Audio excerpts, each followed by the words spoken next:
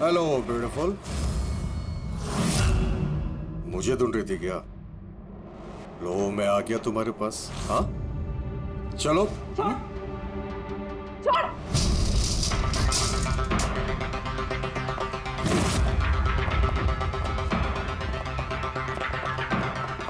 भागने की कोशिश। Beauty with brains. हाँ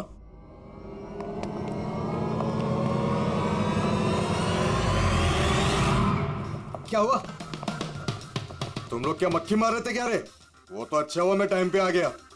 तलाशी लो इसकी बराबर से।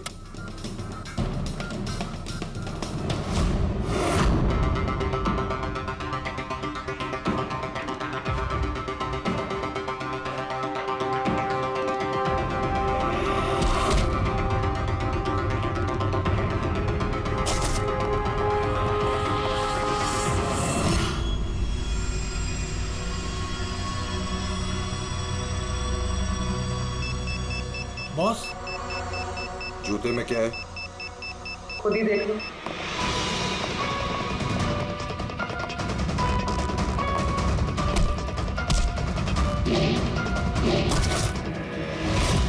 निकालो। निकाल। कितना टाइम लगाता है रे तू? हाँ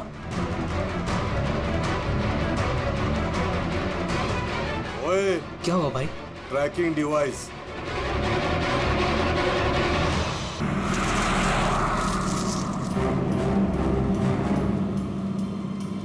ये जीपीएस मुझे कहाँ लेके जा रहा है?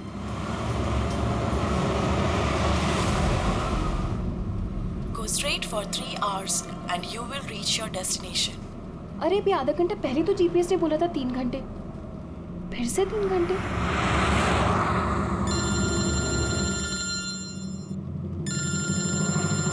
हेलो। हाय स्वीटी। हाय। मैं वही सोचूं 2 घंटे से तुमने मुझे फोन क्यों नहीं किया? अरे यार टांग खींच रही हो मेरी। नहीं नहीं, मैं अपने क्यूट से सोनू की टांग कैसे खींचूंगी? तो तुम मुझे सोनू बोल दियो ना तो दिल में कुछ कुछ होता है।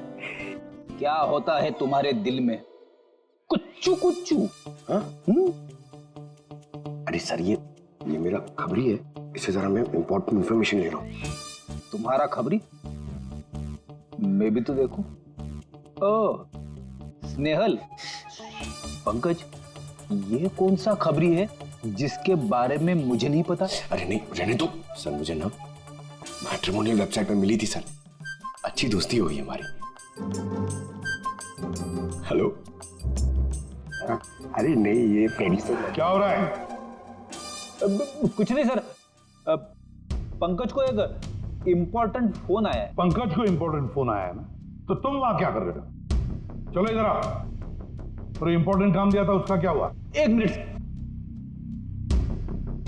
हेलो। हाँ बेबी सॉरी, थोड़ा काम आ गया था। अच्छा अब तुम पहुंचे कि नहीं होटल? होटल?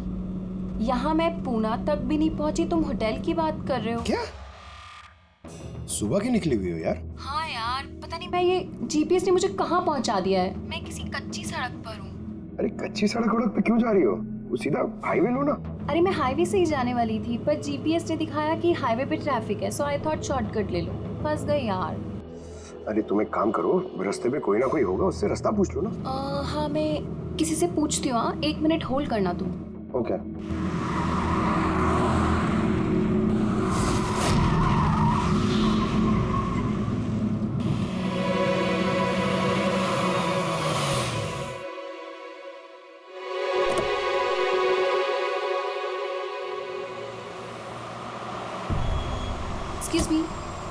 एक्सक्यूज मी, क्या आप मुझे बता सकते हैं ये रोड हाईवे पे कनेक्ट होगी या नहीं? जी होगी। कितना दूर है यहाँ से? हेलो स्नेहल। Hello sir. क्या हुआ पंकज? स्नेहल।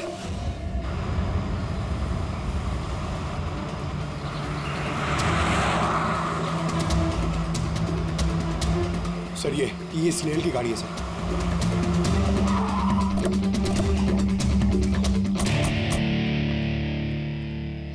आप लोग? सीआईडी। सर सर मैं इंस्पेक्टर महेश पास के ही दिंडोशी थाने से हूँ। कुछ पता चला महेश? कुछ खास नहीं सर, लेकिन गाड़ी के पास से ही सड़क पे टूटा हुआ मोबाइल मिला।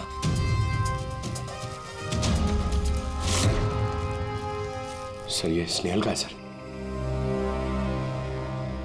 तो पूरी तरह से चकनाचूर हुआ है, लगता है किसी गाड़ी से कुछ लग गया है। सर शायद मुजरिम किसी गाड़ी में आए होंगे और फिर स्नेहल को उसी गाड़ी में ले गए। सर ये लोग मेरे हाथ में एक बार आ जाए तो मैं जिंदा नहीं छोड़ूंगा। पंकज, स्नेहल की किसी के साथ कोई दुश्मनी थी क्या? सर सीधी सादी लड़की थी सर, उसकी किसी के साथ दुश्मनी नहीं थी सर। ठीक है, हम स्नेहल को जल्दी ढूंढ निकालेंगे। ये स्नेहल का बैग, पर्स, ये लैपटॉप जैसे कीमती चीज गाड़ी में ही है। सर ये जुर्म लूटपाट के इरादे से तो नहीं हुआ। मेरी समझ में एक बात नहीं आ रही है, ये स्नेहल पुणे जा रही थी तो फिर यहाँ इस रास्ते पे क्यों आई? मतलब ये रास्ता पुणे तो नहीं जाता है? जीपीएस की वजह से सर, जीपीएस उसको इस रास्ते पे ले आया। जीपीएस गलत रास्ते पे ले आया, ऐसे कैसे हो सकता है? सर एक्चुअली क्या हुआ, जीपीएस ने हाईवे पे ट्रैफिक जाम दिखाया था, इसलिए उसने ये दूसरा रास्ता ले लिया था। ओह, मतलब ये स्नेहल किसी बड़ी साजिश की शिकार हुई है। आधारी को कुछ मिला घर में? कुछ नहीं मिला और ना ही मिलने की कोई गुंजाइश है। क्यों, ऐसा क्यों कर रही है? तुमको इस गाड़ी में से कुछ अजीब सी स्मेल आ रही है? ये केमिकल जैसे कुछ गंध तो है। एग्जैक्टली, केमिकल ही है। मुजरिम ने निकलने से पहले इस गाड़ी की अच्छी खासी सफाई की है जिम्बो कुलुक्सी नाम के केमिकल के साथ।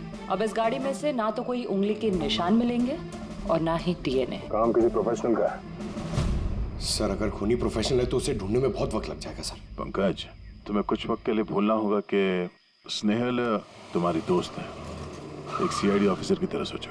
Right sir. स्नेहल की मॉम डैड, आंटी। पंकज बेटा, कुछ पता चला? आंटी आप फिक्र मत करिए, सर हमारी पूरी टीम है, हम स्नेहल को ढूंढ लेंगे।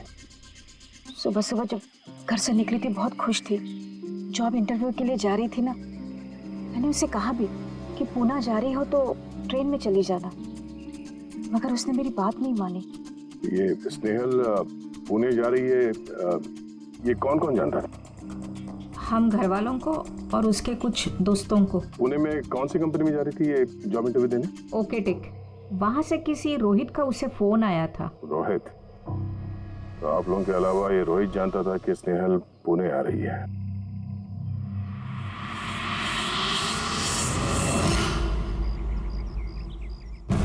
बस ये इन्फॉर्मेशन मिल जाए सर, बहुत मदद हो जाएगी। हेलो सर, मैं हूँ रोहित, इस कंपनी का HR मैनेजर। रोहित, स्नेहल नाम की एक लड़की तुम्हारी कंपनी में आने वाली थी ना जॉब इंटरव्यू के लिए? जॉब इंटरव्यू के लिए?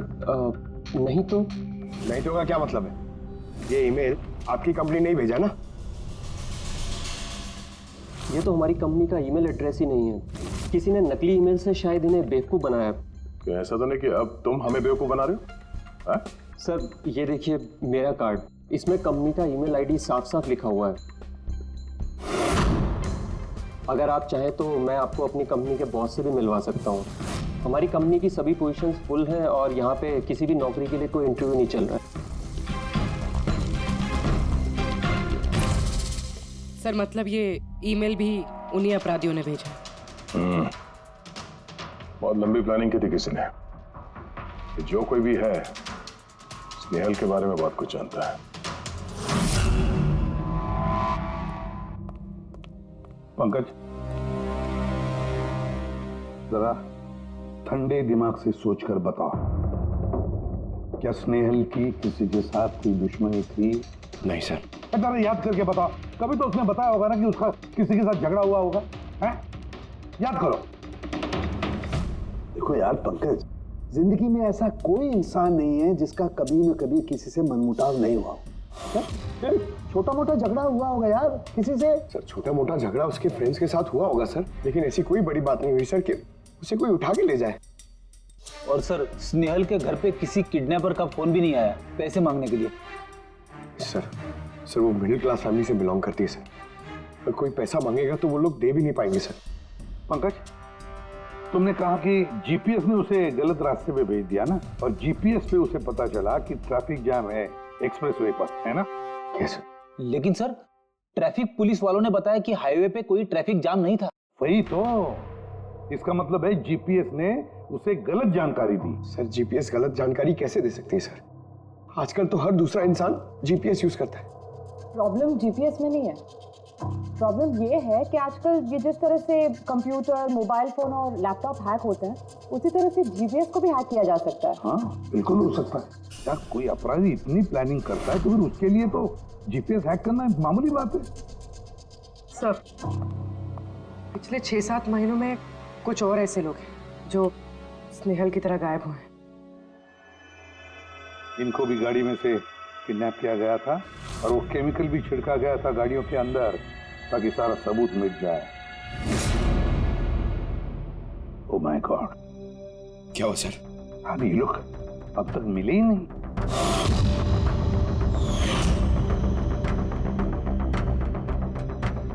पंकज, ऐसे घबराओ मत, समझे?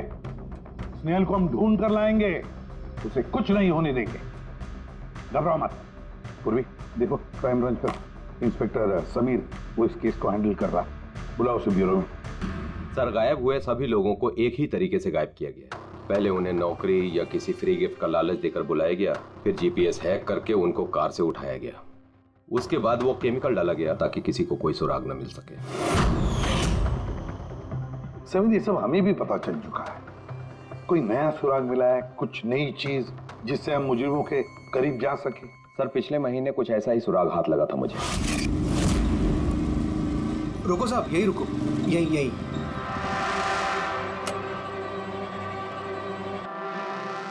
किधर है? वो सर उस पेड़ के नीचे।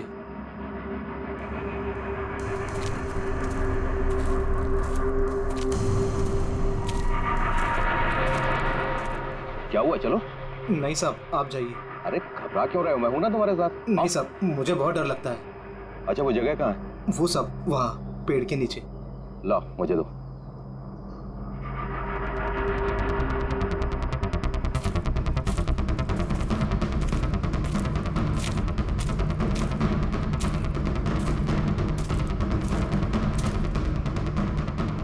क्यों, यही जगह है? हाँ साहब।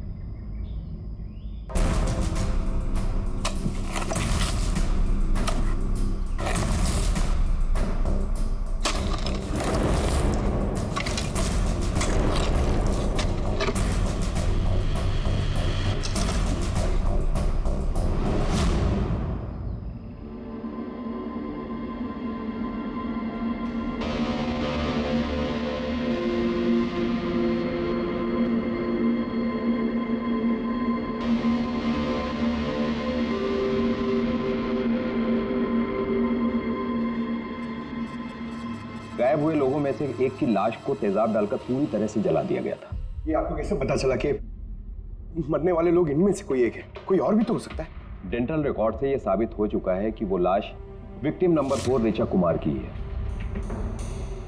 फिर बाकी लोग जो गायब हुए उनका क्या? नहीं सर, किसी का कुछ पता नहीं चला, और ऋचा के साथ जैसा हुआ है उसे देखकर ये लगता नहीं है कि उनमें से कोई भी जिंदा बचा होगा।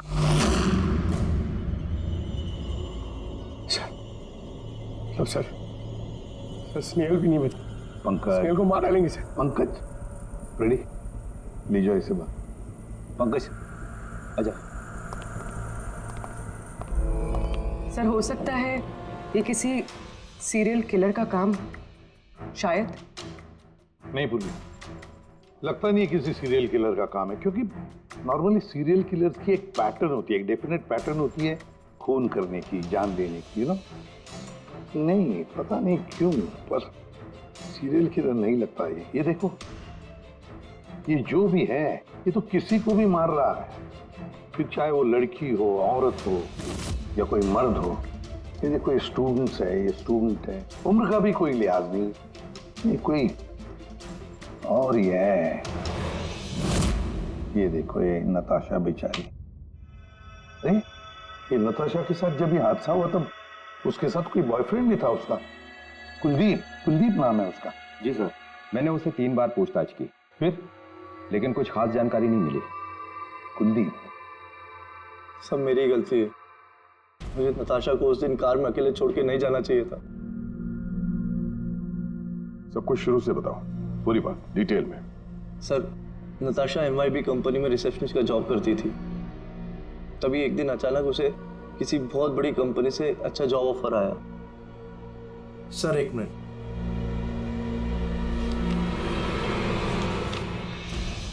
सर, पहली नौकरी में नताशा को सैलरी कितनी थी? सर 20,000 रुपए। और इस नौकरी में 1 लाख रुपए सैलरी दी जा रही है। तुम्हें कुछ अजीब नहीं लगा कि अचानक कोई इतनी बड़ी नौकरी क्यों देगा? सर अजीब तो लगा था सर, लेकिन हम लोगों ने सोचा शायद इसे किस्मत का खेल कहते हैं, और मैंने अपनी गाड़ी उठाई, नताशा को इंटरव्यू लिए छोड़ने चले। ये कौन से रास्ते पे आ गए हम, साथ साथ गाड़ी में। कुलदीप यार, तुमसे कितनी बार कहा है मैंने, तुम गाया मत करो। कितना बेसुरा गाते हो यार। अरे बाबा, मैं गाना नहीं गा रहा हूँ, मैं ये पूछ रहा हूँ कि हम लोग कहाँ आ गए। ये रास्ता तो कभी देखा नहीं मैंने। तुम है ना सिर्फ GPS फॉलो करो, अपना दिमाग मत लगाओ। अरे यार, हम यकीनन गलत रास्ते पे आ गए। मैं काम करता हूँ, ट्यूटर लेता हूँ और जो रास्ता हमें पता वहीं से चलते हैं। ओह माय गॉड, अब क्या हुआ? लगता है पंचर हो गई है।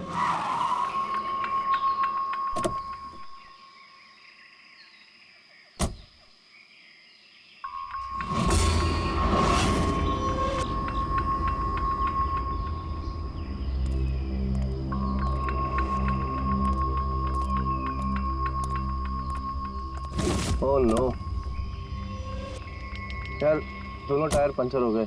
एक होता तो बदल देता। अब क्या करें यार, यहाँ टैक्सी ऑटो कुछ नहीं मिलेगा। भैया भैया भैया, एक मिनट, यहाँ आसपास कहीं मैकेनिक मिलेगा क्या? हाँ है ना, आगे 2 किलोमीटर आगे पे ही है। क्या हुआ, पंचर हो गया क्या? हाँ यार, मुझे छोड़ दोगे वहाँ तक? छोड़ तो दूंगा, लेकिन 50 रुपए लूंगा। अरे 100 ले लेना यार, चलो। अरे कुलदीप, तुम मुझे अकेला छोड़ के जा रहे हो? मैं बस यूं गया और यूं आया, ठीक है? मुझे तुम्हारे साथ आना ही नहीं चाहिए था। लव यू जान। 10 मिनट तुम अंदर बैठो, बाहर मत निकलना। मैं बस यूं गया और यूं आया। चलो चलो। उसने मुझे कहा भी था उसको अकेला छोड़ के ना जाऊं मैं। आज मैंने उसकी बात सुन ली होती। उसके बाद मैकेनिक को लेके तुम वहां पहुंचे और वहां पे नताशा नहीं थी? नहीं सर। सर, ये बाइक वाला मिला हुआ उन लोगों के साथ। हो सकता है। तुमने उस बाइकर का चेहरा देखा, कुछ याद है? नहीं सर, उसने हेलमेट पहना था।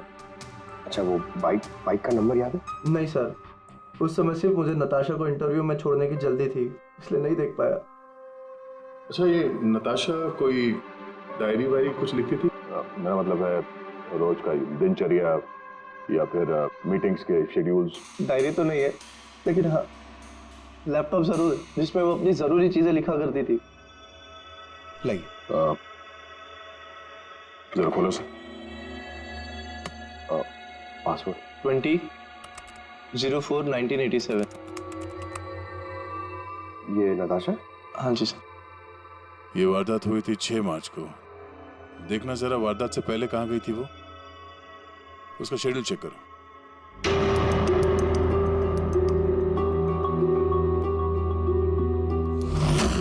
सर 3 मार्च को नताशा जेडी लैब्स गई थी ब्लड टेस्ट कराने। हाँ तो? सर 1 हफ्ते पहले स्नेहल भी वहां गई थी जेडी लैब्स। इतनी बोरिंग फिल्म दिखाई तुमने मुझे, मालूम है? सर दर्द हो रहा है। हाँ, फिल्म कहीं से भी बोरिंग नहीं थी। अरे इतनी बोरिंग फिल्म थी। मुझे भूख लग रही है, चलो कुछ खा लेते हैं वहाँ पे। और नहीं, मैं कुछ नहीं खा सकती, तुम खा लो। मुझे 12 आवर्स की फास्टिंग करनी है, कल मेरा ब्लड टेस्ट है। Blood test? क्या हो गया तुमको? Relax, it's just a blood test, normal routine checkup. अरे यार, तुम डरा देती हो। Blood test?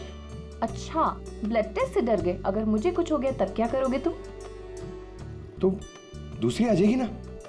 क्या दूसरी? अरे नहीं, दूसरी अरे कहाँ से? अरे मारो मत यार। दूसरी? अरे यहाँ मारो मत, यहाँ पे मेरी बहुत इज्जत है। अरे I love you, I love you, I love you, I love you. तुमको कुछ नहीं होना चाहिए। हाँ, जिसका शक था वही हुआ। सभी विक्टिम्स ने गायब होने से ठीक पहले ब्लड टेस्ट करवाया था, उसी जेडी लैब से। जेडी लैब से? चलो, एक कड़ी तो मिल गई। और सर, जिन लोगों को चुना गया था उन्हें एक खास ईमेल आया था टेस्ट के कुछ दिन पहले। कैसा ईमेल? सर ईमेल में लिखा हुआ था कि वो ये सारे टेस्ट 500 रुपए के अंदर कर सकते हैं।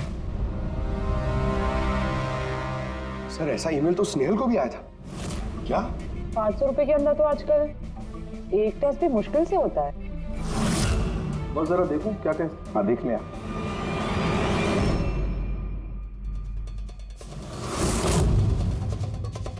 यार ये तो पूरी की पूरी लंबी चौड़ी लिस्ट है टेस्ट की। ये 500 रुपए में हो ही नहीं सकते हैं। कम से कम 15-20 हजार रुपए लगेंगे। क्या बात कर रहा है? हाँ तो फिर बहुत बड़ी गड़बड़ है सारुण के। इसका तो एक ही मकसद हो सकता है कि टेस्ट करना और लोगों को चुनना, तंदुरुस्त लोगों को चुनना और फिर उन्हें अगवा करके मार देना। और क्यों मार देना?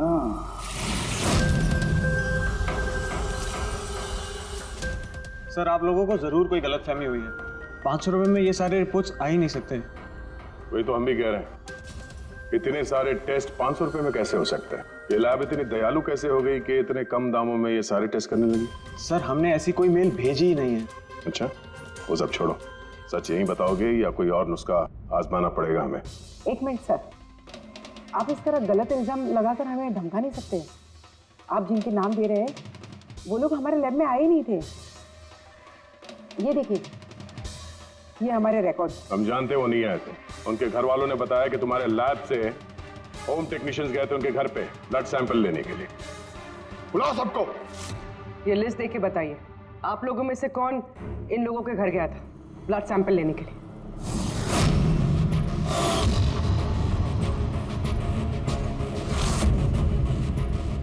मैं नहीं गया था सर। मैं भी नहीं गया था सर। मैं भी नहीं गया था सर।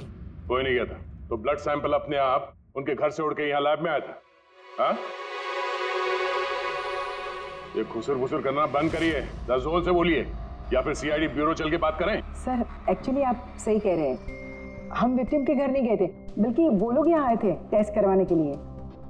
मगर उस दिन नहीं जिस दिन आप कह रहे हैं। अब ये देखिए, महीनों पहले आए थे ब्लड टेस्ट कराने के लिए, वो सारे रिपोर्ट्स के लिए नहीं।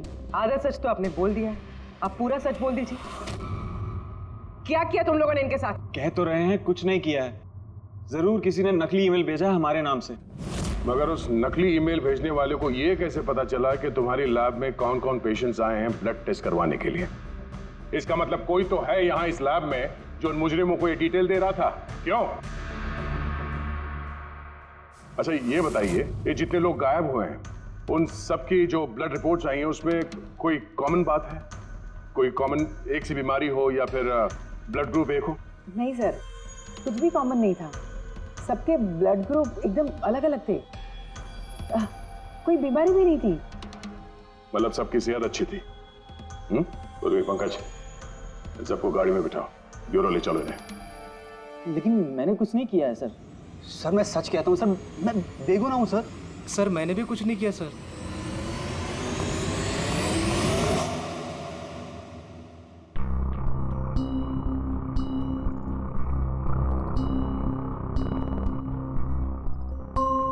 नहीं सर, इनमें से तो कोई भी नहीं है जो उस दिन घर पे ब्लड लेने के लिए आया था। आपने ठीक से देखा? हाँ, पूरा यकीन है आपको कि इनमें से कोई नहीं था? नहीं सर, क्योंकि वो आदमी ने टोपी लगा रखी थी। सर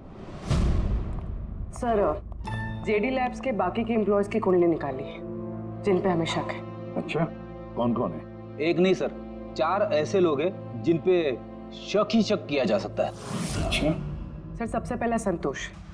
इसकी बीवी 8 महीने से हॉस्पिटल में थी और इसके पास इलाज के पैसे नहीं थे। पता नहीं अचानक इसकी कौन सी लॉटरी लग गई कि इसने सारे पैसे देकर अपनी बीवी का इलाज कर लिया। अच्छा। और सर ये दूसरा जतिन है। 8 महीने पहले जेडी लैब पे इसकी नौकरी लगी हुई थी और ये सारे हादसे शुरू हुए 7 महीने पहले। मतलब इसके नौकरी ज्वाइन करते ही ये सारे हादसे शुरू हो गए। बाकी दो सर, सिद्धेश और मालिनी, इनकी सैलरी 18 और 20 हजार है, मगर फिर भी पिछले 6 महीनों में ये 2 फॉरेन ट्रिप्स कर चुके हैं। अच्छा, संतोष, जतिन, सिद्धेश और मालिनी। लगता है फिर से जेडी लैब्स जाना पड़ेगा। हाँ, मैं गया था यूरोप छुट्टियां मनाने के लिए, लेकिन वो पैसा किसी गलत काम से नहीं आया था। मेरे चाचा मेरे लिए 25 लाख रुपए छोड़ के गए थे अपनी वसीयत से। और मालिनी जी, आप भी यूरोप घुमाई, तो आपके लिए भी कोई वसीयत में कोई छोड़ गया था क्या कुछ? नहीं सर, दरअसल मैं सिद्धेश के साथ ही गई थी। सिद्धेश के साथ? एक्चुअली मालिनी और मैं एक दूसरे से बहुत प्यार करते हैं। ओह, लव स्टोरी। हाँ, मैंने अपनी बीवी का इलाज करवाया, मगर कोई गलत काम करके नहीं, उसके जेवर बेचकर। और तो और मेरा तो घर भी गिरवी पड़ा हुआ है। अगर आप चाहें तो मैं उसके पेपर भी दिखा सकता हूँ आपको। हाँ सर, संतोष तो सुबह से शाम तक ऑफिस में ही रहता है। ये कब जाएगा किसी का ब्लड सैंपल लेने? और जतिन? जतिन तो बहुत कम ऑफिस आता है, तभी आता है जब कोई जरूरी काम हो। अच्छा, तो तब ये हमारा आदमी हो सकता है। कि जतिन कहाँ मिलेगा?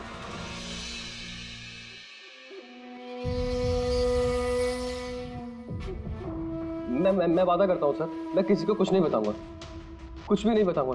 ये कस्में वादे सिर्फ फिल्मों में अच्छे लगते हैं, समझे? हमारे काम के नियम तो पता है ना तुम्हें? सर, मैं ये शहर छोड़कर चला जाऊंगा सर, मैं देश ही छोड़ दूंगा।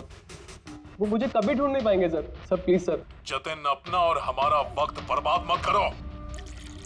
जब जिसकी आंख बंद होनी है तो वो तो होनी ही है, समझे?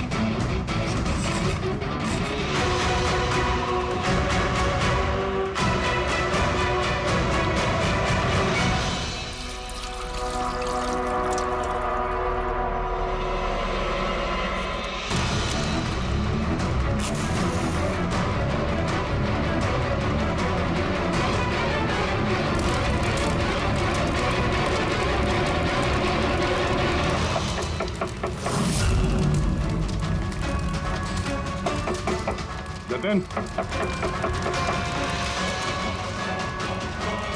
सर, वो आ रहे सर। सर, अंदर कुछ चल रहा है। जतिन, जतिन, बोलो। जतिन, क्या हुआ? हाँ, तो ठीक हो? किसने किया ये? किसके लिए काम करते हो तुम? बोलो। वो आँख सब देख सकती है, हाँ? सब कुछ देख सकती है।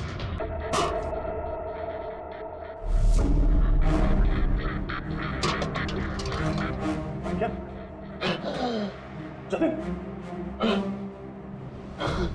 जतिन, जतिन। ओह, वो आंख सब देख सकती है?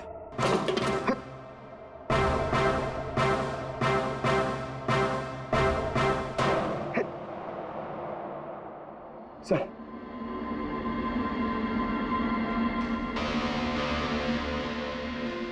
सर, शायद इस हार्ड डिस्क से कुछ पता चल जाए।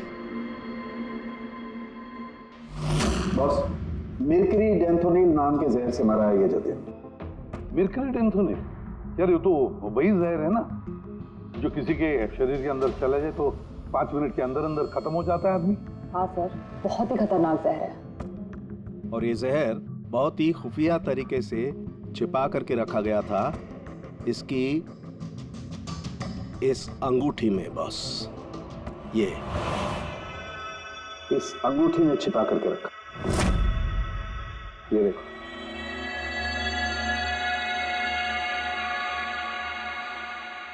ये देख रहे हो? ये छोटी सी पिन, इस सुई पर था वो जहर, और ये इस अंगूठी में। अब बॉस, इस अंगूठी को ऐसे घुमाया जाए तो ये पिन बाहर निकलती है। और जैसे ये सुई इसके उंगली पे लगी, देखते ही देखते पूरे शरीर में ये जहर फैल गया। लेकिन सर, जतिन अपने आप को मारेगा क्यों?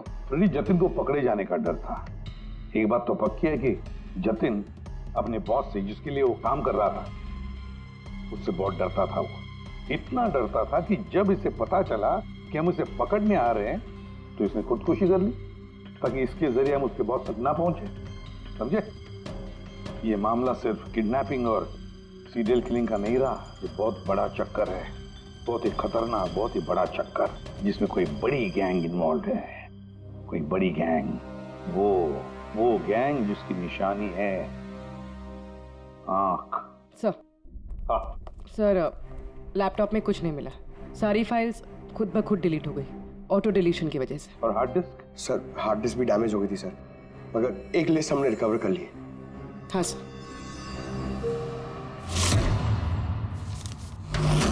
अरे इसमें तो 100 से भी ज्यादा नाम है। सर स्नेहल के साथ और जितने भी लोग गायब हुए थे सर, सब उस लिस्ट में। मगर सर किसी को भी कोई बीमारी नहीं है। जरूर ये लिस्ट जतिन ने जीडी लैब में से चुरा कर अपने बॉस को दे दी। पर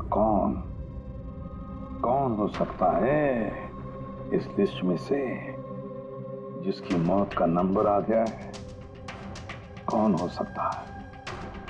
एक काम करो, इसमें जितने भी नाम हैं, जितने भी लोग, इन सबको फोन करो, सतर्क करो उनको बोलो उनकी जान को खतरा है।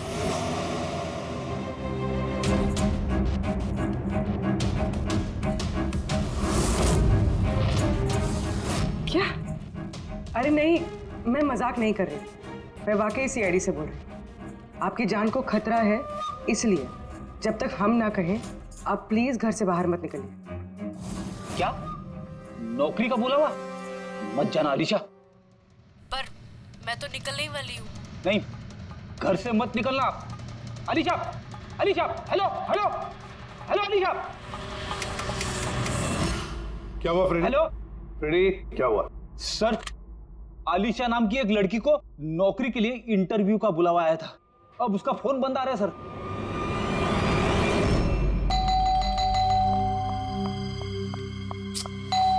ओहो, इस वक्त कौन आ गया?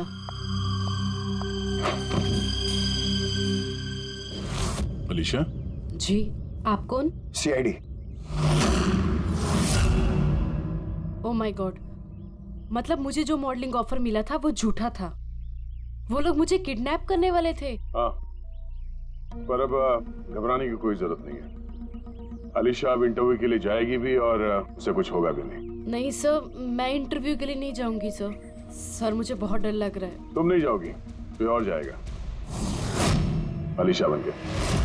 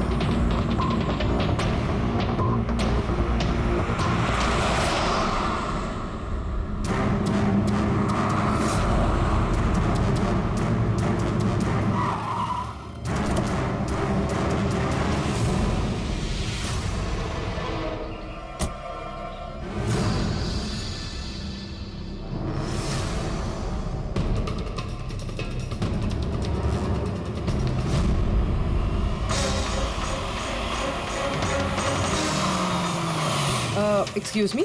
यस। एक्चुअली मैं रास्ता भटक गई हूँ, वो जीपीएस में कुछ प्रॉब्लम है, तो आप लोग मेरी मदद कर सकते हैं? आपको जाना कहाँ है मैम? मुझे यहाँ तक, मैं अभी बताती हूँ।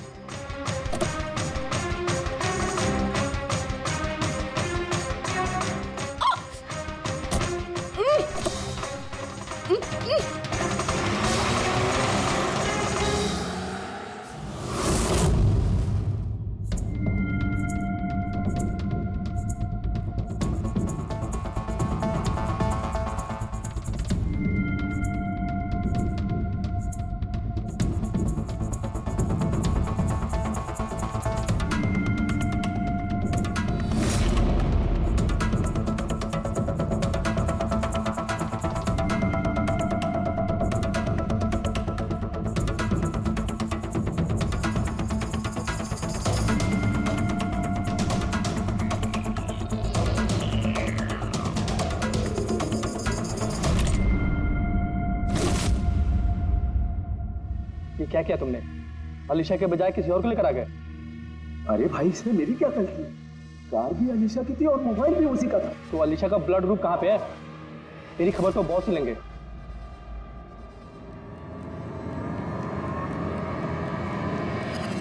Hello beautiful. Hello beautiful. मुझे ढूंढ रही थी क्या? लो मैं आ गया तुम्हारे पास। हाँ चलो। छोड़।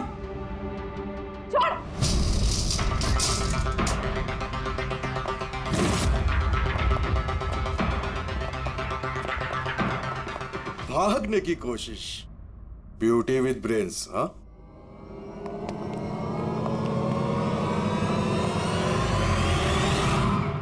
क्या हुआ? तुम लोग क्या मक्खी मार रहे थे क्या रे? वो तो अच्छा हुआ मैं टाइम पे आ गया। तलाशी लो इसकी बराबर से।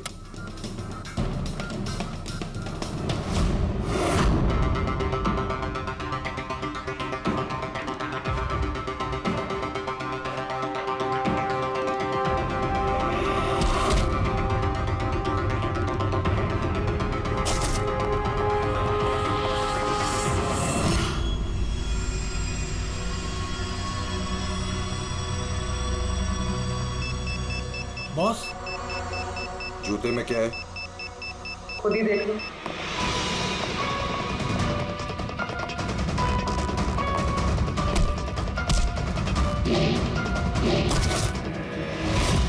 निकालो।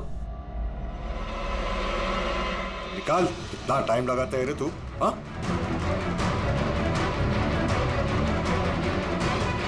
ओए क्या हुआ भाई? Tracking device.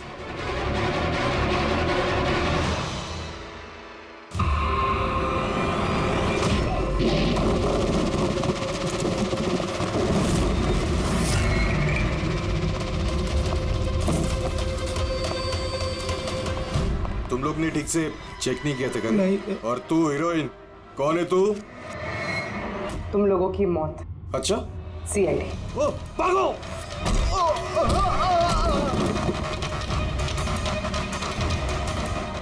पूर्वी सर उस तरफ भागा।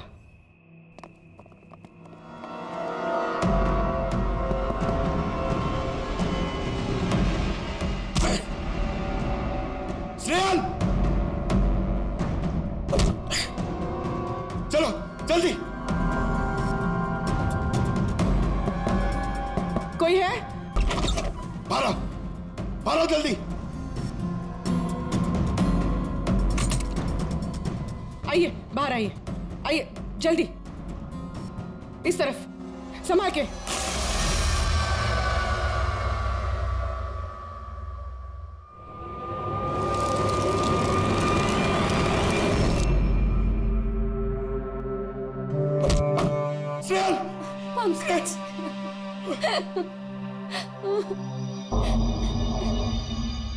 मुझे लगा मैं यहाँ से कभी निकल ही नहीं पाऊंगी। पागल, तुम कहीं नहीं होती ना, मैं तुम्हें बचा के ले जाता। तुम इतना पसंद करते हो मुझे? 10 किलो कम हो गया तुम्हें ढूंढते ढूंढते। पागल, चलो चलो यहाँ से जल्दी चलो।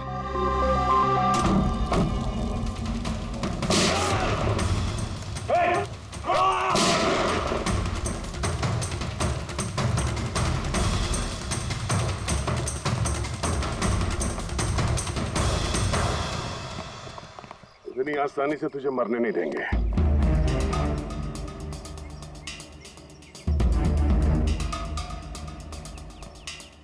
बोलो, वो क्या रहा था यहाँ पे? किसके कहने पे कर रहे थे तुम ये सब? हम जिसके लिए काम करते हैं ना, तुम उसके बारे में कभी जान नहीं सकते। उसकी आंखें तुम्हें देख सकती है, लेकिन तुम उसे कभी नहीं देख सकते। हम नहीं देख सकते? हाँ, शरीर के पुर्जों के लिए लीवर, किडनी, वो क्या है ना, आजकल हर चीज ट्रांसप्लांट हो जाती है ना। क्या इंसान की शरीर की अंगों की तस्करी का इतना बड़ा व्यवहार चल रहा है? हाँ, जेडी लैब्स जैसे और भी लैब्स है जहाँ से हम लोगों के डाटाबेस चुराते हैं और उनमें से सेहतमंद लोगों को चुनते हैं ताकि उनके ऑर्गन्स बेच के करोड़ों रुपए हम विदेशी से कमा सके। किन विदेशियों को? किन विदेशियों को? दुनिया भर के विदेशी एक खास वेबसाइट पर आते हैं जहाँ पे इंसान के शरीर की अलग अलग पुर्जों की नीलामी होती है। एक बार पैसा हमारे अकाउंट में आ जाए तो क्लाइंट के ब्लड ग्रुप वाले इंसान को हम ढूंढते हैं उस लिस्ट में से। उसके बाद उनको 500 रुपए का टेस्ट वाला मैसेज भेजते हो ताकि ये पता कर सको कि उनका गुर्दा, लीवर या फिर दिल तुम्हारे क्लाइंट से मैच होता है या नहीं। हा? बिल्कुल ठीक। मैच होने के बाद हम उसे इंटरव्यू के लिए बुलाते हैं, ठीक उसी तरह जैसे मकड़ी एक मक्खी को लालच के जाल में फंसाती है। इतना सब कुछ करने के बाद भी इतनी बेशर्मी से हंस रहा? अपने किए पे जरा भी शर्मिंदा या पछतावा नहीं हो रहा तुम्हें? हंसी तो मुझे तुम लोगों पे आ रही है सीआईडी। मुझे पकड़ने से तुम्हें क्या लग रहा है? तुमने बहुत बड़ा तीर मार लिया। हमारे से ऑर्गन गैंग को पकड़ना ऐसा है जैसे समुंदर में से एक लोटा पानी निकालना। अच्छा, पहले ये बता तेरा बाप कौन है? मारो मुझे। मैं भी यही चाहता हूँ कि तुम मुझे मार दो, क्योंकि अगर मैं जिंदा पकड़ा गया ना तो मेरा बॉस, मेरे दोस्त, मेरे रिश्तेदार, मेरे घर वाले सबको मार देगा वो। कौन है तुम्हारा बॉस और कौन कौन लोग शामिल है तुम्हारे इस धंधे में? इसका जवाब आप मेरे मुंह से कभी सुन नहीं पाओगे एसीपी साहब।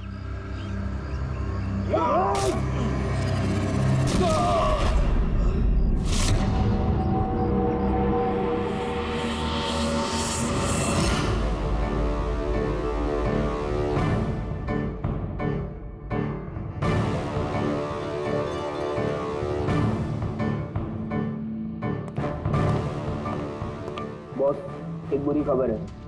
हमारे ऑर्गन गैंग वाली आंख सीआईडी वालों ने बंद कर दी है। मगर इससे पहले रणवीर सीआईडी वालों के हाथ लग पाता, उसने अपनी जान दे दी। सीआईडी वालों ने हमारी 1000 में से एक आंख बंद कर भी दी तो क्या? वो एक आंख बंद करेंगे तो उसके जवाब में हम 100 आंखें और खोलेंगे। अब आएगा मजा खेल का।